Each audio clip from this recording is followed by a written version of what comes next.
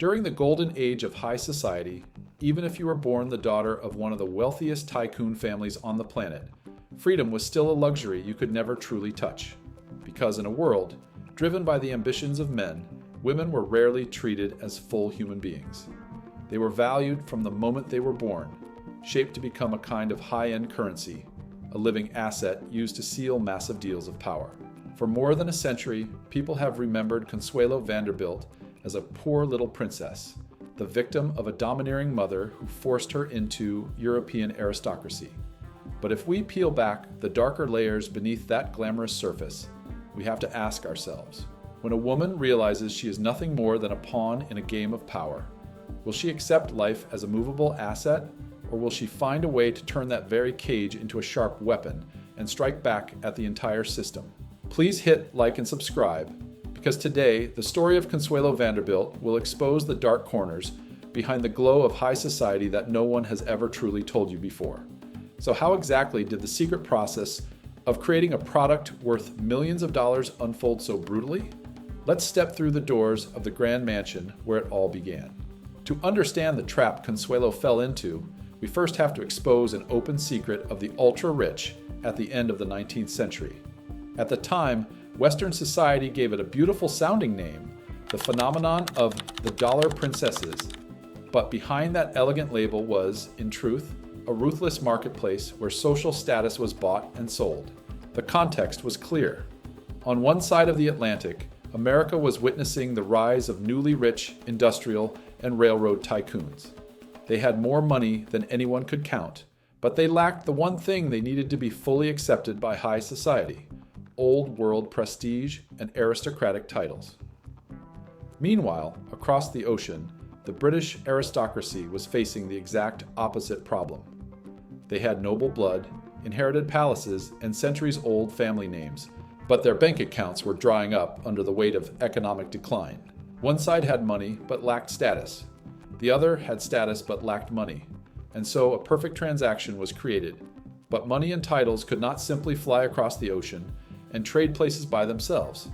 They needed a bridge, a human intermediary to legitimize the exchange. And women, specifically the daughters of American tycoons, were turned into that intermediary. Consuelo Vanderbilt was not an exception in this marketplace. In fact, she was one of its most expensive products, a rare prize valued at the very top of the high society auction floor. At the time, the Vanderbilt family owned a massive railroad empire, yet they were still looked down upon by old money circles in New York. Consuelo's mother, Alva Vanderbilt, was determined to smash that contempt by hunting down the most powerful European title she could find, the title of Duchess.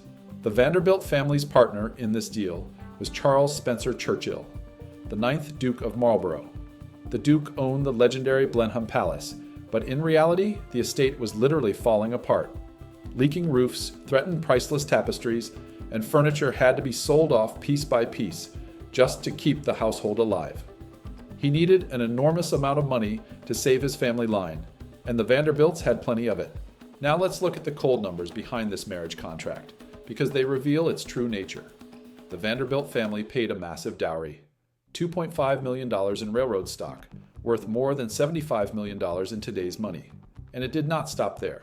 The agreement also promised the Duke $100,000 a year for life, and a similar amount for Consuelo. Let's be honest with each other. This was never really a wedding. It was an economic rescue package, a merger of assets carefully disguised with a luxurious wedding dress and solemn church rituals. Consuelo's heart, emotions, and dreams did not exist anywhere on this balance sheet. She was simply the bridge that allowed millions of dollars to flow across the Atlantic and revive a British aristocratic family on the edge of bankruptcy. But a product this valuable could not simply be handed over without preparation. For the other side to accept the deal, the product had to be flawless. And Alva Vanderbilt personally designed a brutal process to shape her daughter into that perfect product, preparing her for the day she would be placed on the market. So how exactly did the process of turning a little girl into a luxury commodity take place? To create a one-of-a-kind product for the aristocratic world, the crafting had to begin very early. For Consuelo, childhood was not filled with warmth and affection. It was an extreme quality control process under the hand of her mother, Alva Vanderbilt. To put it bluntly, Alva did not raise her daughter to become a person. She was manufacturing a premium product. To give Consuelo a perfectly straight posture and a long swan-like neck, Alva forced the young girl to wear a steel brace along her spine, even while she studied. Every gesture, every step, even Consuelo's voice, was trained according to the strictest standards of European aristocracy. This perfection in appearance and manner became the essential certificate that would raise the product's value in the high society market. In 1895, Consuelo officially made her debut in New York society. Immediately, her beauty and elegance outshone every other young woman of her generation, and the press praised her without restraint. But behind all those flowery compliments, her debut was essentially the day the product was placed on display, ready for potential buyers to begin making offers. However, no matter how carefully a product is shaped, inside it there is still a flesh and blood human being with real emotions. While the market was busy valuing her, the young Consuelo fell in love with an American man named Winthrop Rutherford. The cruel irony was that although Rutherford was wealthy, he had no European aristocratic title. To Alva Vanderbilt, this was an unacceptable rebellion because it threatened to ruin the entire investment plan she had spent more than a decade preparing. A brutal psychological siege began in the fall of 1895 when the Duke of Marlborough came to America in search of financial rescue. When Alva learned that her daughter opposed the marriage because her heart still belonged to another man, she used tactics that shocked even high society at the time. She confined Consuelo to her room, pretended to suffer a heart attack to manipulate her emotionally, and finally threatened to hire someone to kill Winthrop Rutherford if Consuelo refused to surrender. Completely isolated, mentally exhausted, and terrified for the life of the man she loved, the 17-year-old girl finally gave in and surrendered to her fate. On November 6, 1895, the wedding of the century officially took place at St. Thomas Church in New York. Newspapers of the time were filled with glowing descriptions of the magnificent wedding dress, the powerful guest list, and the grandeur of the ceremony. But not one newspaper recorded that, the night before the wedding, Consuelo had cried so hard her pillow was soaked with tears. And when she walked down the aisle, tears continued to fall behind her delicate veil. High society stood there applauding and offering congratulations. But what they were really witnessing was the successful public auction of a young woman whose freedom had been taken from her in exchange for an aristocratic crown. At that point, Consuelo was still consumed by resentment toward her mother. She believed the tragedy of her life was entirely the result of Alva's authoritarian nature and selfish ambition. She had not yet realized that her mother, too, was only a representative carrying out the rules of a much larger machine. It was only after Consuelo arrived in England and stepped into the magnificent Blenheim Palace that she fully understood the bitter truth of her real position in this transaction. So what was that position really? And what cold lesson did England teach her about the aristocratic system? The doors of Blenheim Palace closed behind her, and that was when Consuelo faced the harshest truth of her life. What stood before the new Duchess was not a romantic fairy tale, but an extremely cold reality. The Grand Blenheim Palace, a symbol of centuries of power for the Marlborough family, was in fact collapsing into decay and exhaustion. As soon as Consuelo arrived, she saw walls stained by dampness, priceless tapestries damaged by water, and entire rooms left empty because previous generations had sold off the furniture to pay debts. At that moment, she understood the real reason she was there. Her $1 million dowry was immediately poured into repairing the plumbing, fixing the roof, and restoring the palace. The Duke, her husband, treated her with polite but distant indifference. Consuelo was stunned to realize that he had not married a wife. He had signed a financial bailout. The duties of a product did not end with injecting money into a failing estate. The British aristocratic system demanded that she fulfill another ultimate task: preserving the bloodline. In 1897, she gave birth to her first son, John, and a year later to her second son, Ivor. British aristocracy called this the duty of producing the heir and the spare. Motherhood brought Consuelo moments of joy, but it also exposed a brutal truth. This society saw her body as a machine for producing heirs, ensuring that the Marlborough title and property would not disappear. But it was during those lonely years at Blenheim that a major shift took place in Consuelo's mind. When she looked around, she realized she was not alone. There were dozens, even hundreds, of other dollar princesses from America enduring similar fates in ancient castles across Europe. They too had exchanged youth, tears, and money for hollow titles, then lived silent lives behind perfect facades. That was the moment Consuelo stopped asking, "Why was my mother so cruel to me?" She began asking a much larger question. Why does an entire civilized society operate by turning women into movable goods?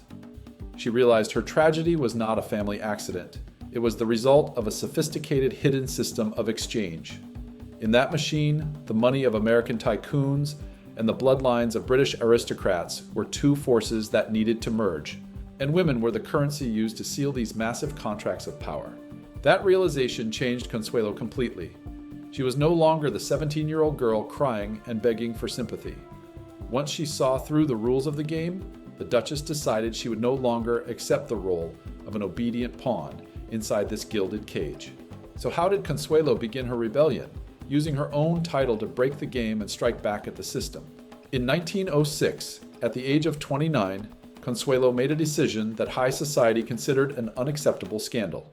She officially separated from the Duke of Marlborough.